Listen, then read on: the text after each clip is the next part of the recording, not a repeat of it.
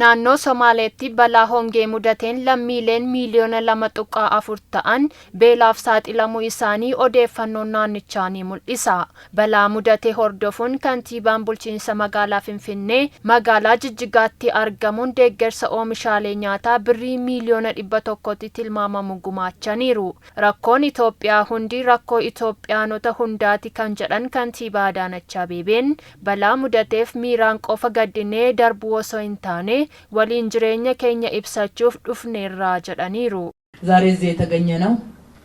ቅድም ክቡር ፕሬዝዳንት ሲናገሩ እንደነበረው ህመማችሁ ህመማችን ነው ችግራችሁ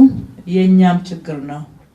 ይሰማናል har'aasitti kan argamne dhukkubbiin keessan dhukkubbii keenya rakkoon keessan rakkoo keenya nutti dhaga'ama hongeen isin mudatee hunda keenya kan miidhe akka ta'e ibsuufidha kana immoo miiraan gaddinee dhiisuu qofa osoo hin taane qaamaan dhufnee isin ilaallee waliin jireenya keenya ibsuudhaaf rakkoo furuuf isin waliin jiraachuu keenyas ibsuufidha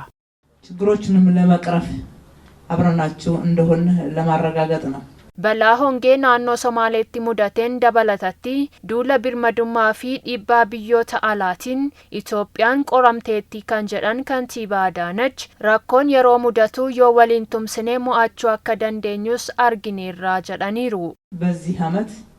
ሀገራችን ብዙ ችግር ተደራርቦባታል. በአንድ በኩል እንደዚህ ሶማሌ ክልል ላይ የተለያዩ ዞኖች ላይ የደረሰው አይነት ተፈጥሯዊ ድርቅ በሌላ በኩል ደግሞ በጦርነትና በውጪ ጫና በተለያየ መንገድ ለብዙ ችግር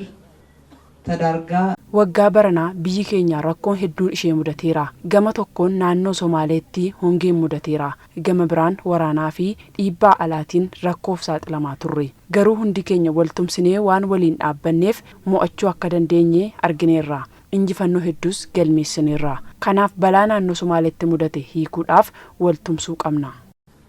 በዚህ በድርቅ በኩልም ያለውን ልናሸንፍ የምንችለው ስንተባበር ነው በጋራ ስንቆም ነው Deeggarsi naannoo Somaaleetiif taasifamee kan jalqabaati jedhanii marsaa jalqabaatiin deeggarsa nyaataatiif dursi kan laatame dursa laachuu kan qabnu namaaf waan ta'eefidha deeggarsi gama hundaan taasisnu cimee itti fufaa jedhaniiru kantiibaa Adaanach Abeebeen 100 ሚሊዮን የሚገመት የተለያዩ ቁሳቁሶችን ይዘን የምግብ ዕቃዎችን ይዘን እዚህ የተገኘ ነው እነኚህን የምግብ ዕቃዎች የመጀመሪያ ዙር ቅድሚያ የሰጠንበት ምክንያት ቅድሚያ ለሰው መሆን ስላለበት omishaalee nyaataa birrii miiliyoona 100 ta'uu qabannee dhufneerra dursa deeggarsa nyaataaf kan laanne dursi kennamuu kan qabu namaaf waan ta'eefidha daa'imman rakkoof akka hin saaxilamneef nyaata madaalawaa dhabanii rakkoo dabalataa akka isaan hin mudanneef jennee nyaataaf dursa laanneerra itti aansuudhaan beelladootaaf deeggarsi ni taasifna rakkoo mudatee waaraa furuudhaaf hojii naannichi hojjetu deeggaruuf abbootii qabeenyaa fi jiraattota magaalaa Finfinnee qindeessinee isin waliin akka jirru isiniif mirkaneessuun barbaada. በዘላቂነት መፍታት ላይ ሁላችንም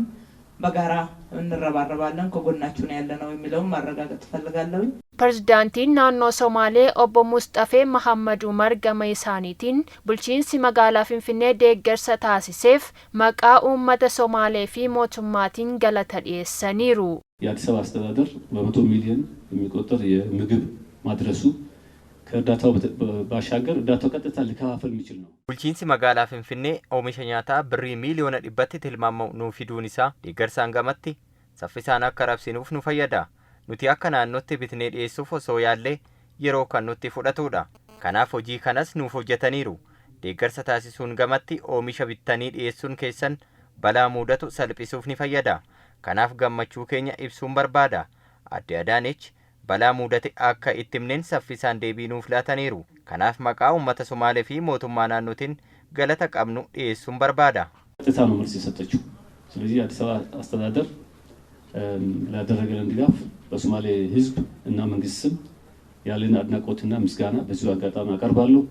Balaa naannichatti mudate waaraan furuudhaaf iddoolee garaagaraatti hidha 10 ijaaruun bishaan kuusuudhaaf hojjetamaa akka jirus obbo Muusxafee Mahamaditti ibsaniiru.